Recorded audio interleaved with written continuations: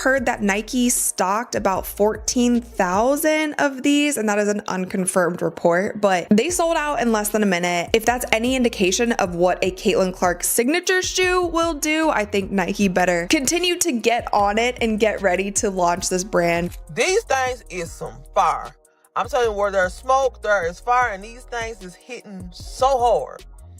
And who got a buy? Who a shoe plug? Because I need 2 pairs. I need one for the sneaker wall, and I need one for my feet, because these things is hitting right here. And no, I don't want to pay $600 on GOAT. Caitlin Clark just dropped a sneaker and broke the internet in under 60 seconds. That's not a figure of speech. Her Nike Kobe PE sold out in less than a minute, causing a sneaker frenzy so intense you'd think they were handing out free rent. Meanwhile, A'ja Wilson, who's been the face of Nike's women's basketball campaign for years, watched her own signature shoes slide quietly into clearance like last season's leftovers. And just like that, a pair of Clark-branded Kobe's went from sneaker drop to national event. Caitlin, and was thought to be a colorway made just for her up until just a couple days ago, where Nike's official images of the shoes got leaked and the announcement was made. Well, I don't think I'd be in the wrong to say Caitlin Clark's Kobe is the sneaker of the week, and everyone's focus is mostly on this one.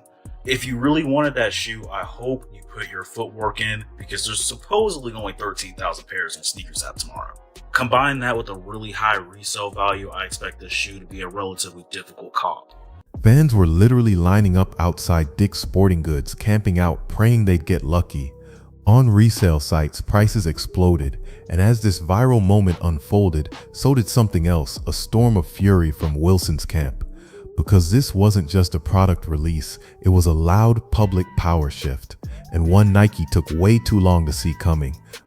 For years, Nike went all in on A'ja Wilson like she was their guaranteed golden goose. They gave her everything. Custom logos, deeply personal touches in the design, and even a high-profile ad campaign reportedly directed by Malia Obama. It was heartfelt, expensive, and it flopped. While Wilson's sneakers were being carefully sculpted into emotional tributes, Caitlin Clark was out here lighting up the court with repurposed Kobe's and still pulling in more attention with zero effort. Nike spent 2 years grooming Wilson's brand, but Clark ties her laces and the internet combusts. The kicker? Nike didn't even give Clark her own design, just a colorway, and still couldn't keep it on shelves for longer than 60 seconds. The message was loud and clear. Fans know who they're riding with. Nike just realized they've been trying to manufacture buzz while the real lightning in a bottle was sitting right under their nose the whole time. Let's be real.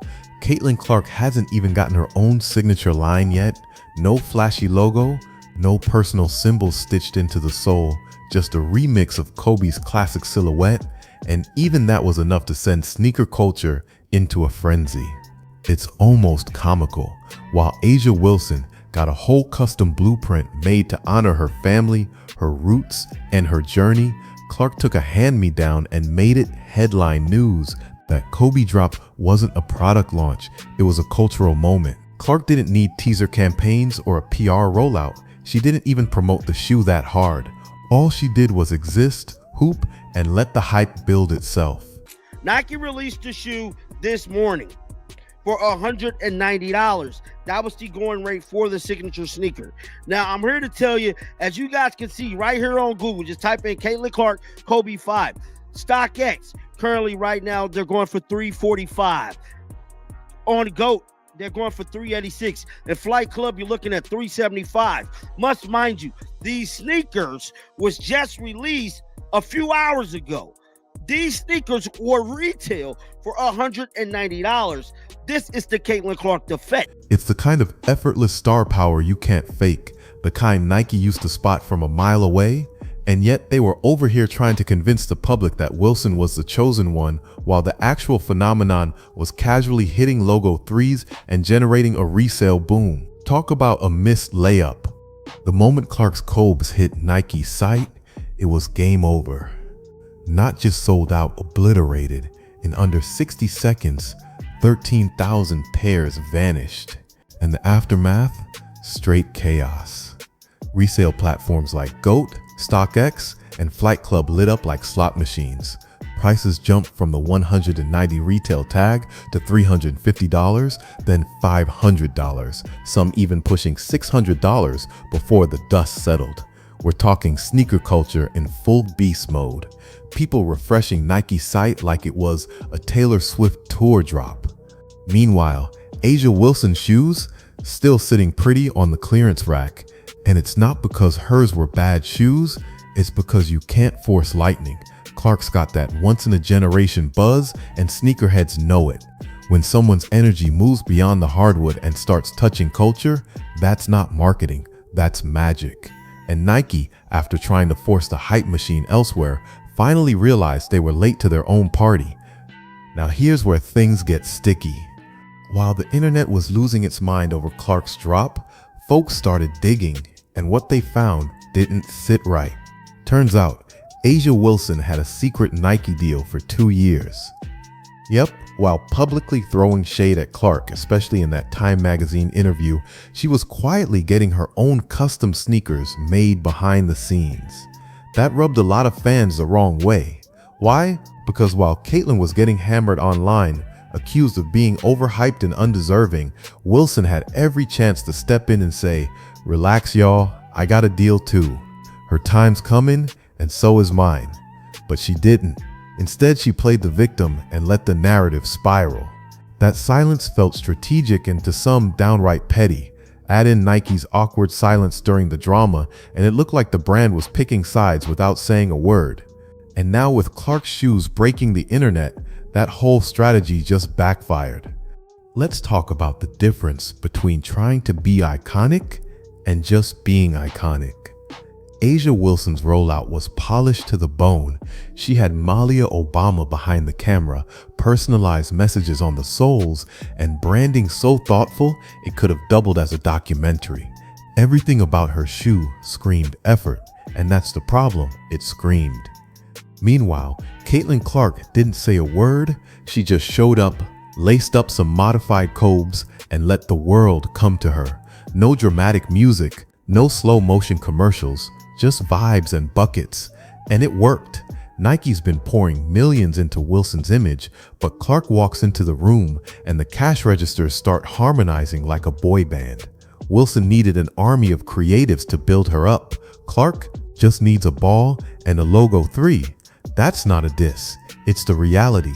One's a brand campaign, the other is gravity, and Nike finally realized which one actually moves product. At the end of the day, the scoreboard doesn't lie, and neither does the cash. Caitlin Clark generated an estimated $82 million in economic impact for Iowa by herself. That's not marketing fluff, that's cold hard business. Meanwhile, Nike stock has been slipping like it's wearing Crocs on ice, down nearly 60% since 2021. You'd think spotting the most electrifying player in women's basketball would be a layup. But instead of riding the Caitlyn wave early, Nike was too busy crafting the perfect underdog story around Wilson. The problem? The fans didn't buy it. Literally, Clark signed an 8-year, $28 million deal and immediately became the brand's most powerful female athlete without the need for overdone rollouts or scripted promo. Every time she takes the court, it's basically a multi-million-dollar ad, and she didn't even need to hire a stylist. While Wilson's campaign felt like it came from a marketing department's checklist, Clark's rise was just real. That's what sells now, authenticity over artistry. Here's the truth. Caitlin Clark didn't beg for a crown, she just earned it. While Asia Wilson spent years campaigning for respect, Clark quietly turned into the face of women's basketball without saying much at all. One signature sneaker drop proved everything. Clark is the moment. Nike's site didn't just lag, it broke. Kids, parents, teens, and sneakerheads all wanted a piece of her, while Wilson sneakers became more of a loyalty purchase than a must-have. That's not hate, that's the market talking. Clark's not just selling shoes, she's selling inspiration, connection, culture. Nike finally realized you can't manufacture that kind of fire with production meetings and symbolism. You either have it or you don't. So if you've ever smashed refresh on a launch page or felt the FOMO of missing a pair, You already know who's leading the charge. And while Wilson tweets for flowers, Clark's got fans planting gardens. If you're rocking with the baby goat, drop a comment below, hit like, and smash that subscribe button like it's a last-second game winner so you never miss a moment of this movement.